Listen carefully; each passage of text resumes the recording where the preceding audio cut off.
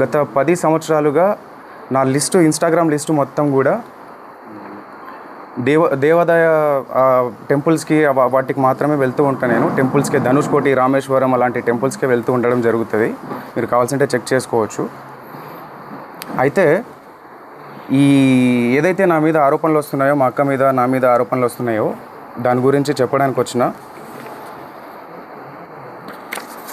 ఈ ఫోటో గురించి చాలామందికి చాలా డౌట్లు రకరకాలుగా వస్తున్నాయి.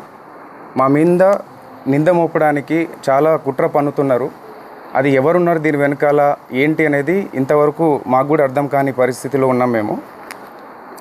ఇది కలిసింది ఒక ఎమ్మెల్యే ప్రోగ్రాంలో భాగంగా మమ్మల్ని ఇన్వైట్ చేసిన తర్వాత, ఆ ప్రోగ్రామ్ని అటెండ్ అయిన తర్వాత ఎవరైతే మధు వచ్చిండో దానికి సంబంధించిన ఫోటో ఇది వచ్చి తీసుకెళ్ళడం జరిగింది.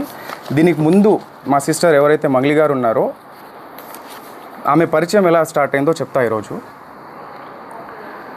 ఆమె ఏప్రిల్ ఎండింగ్లో ఒక తబలారస ఒక పబ్ ఏదైతే ఒక పబ్ ఉందో ఆ పబ్లో ప్రోగ్రామ్ చేస్తుండగా ఈ హేమాకాంత్ రెడ్డి సంబంధించిన వాళ్ళు ఎవరైతే మధు రామావత్ అండ్ మన అభిషేక్ అనే పర్సన్స్ ఒక ఇద్దరు వాళ్ళతో పాటు ఉన్న వాళ్ళిద్దరూ వచ్చి అక్కడిని అప్రోచ్ అవ్వడం జరిగింది.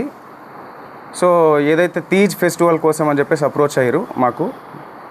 నేను ఆ ప్రోగ్రామ్కి నేను అటెండ్ అవ్వలేదు, మా అక్కకు మాత్రమే అప్రోచ్ అయ్యారు వీళ్ళు. సో తీజ్ ఫెస్టివల్ కోసం అని చెప్పేసి వాళ్ళు రావడంతో మా అక్కని అడగడంతో నా నంబర్ ఇవ్వడం జరిగింది ఆమె. మా బ్రదర్ ఏదైనా కూడా మా బ్రదరే హ్యాండిల్ చేస్తాడు, మా బ్రదరే దీని గురించి మొత్తం మాట్లాడతాడు, ప్రోగ్రామ్స్ గురించి మొత్తం మా బ్రదర్కి కాంటాక్ట్ అవ్వండి అన్న విషయంలో నా నంబర్ ఇవ్వడం జరిగింది.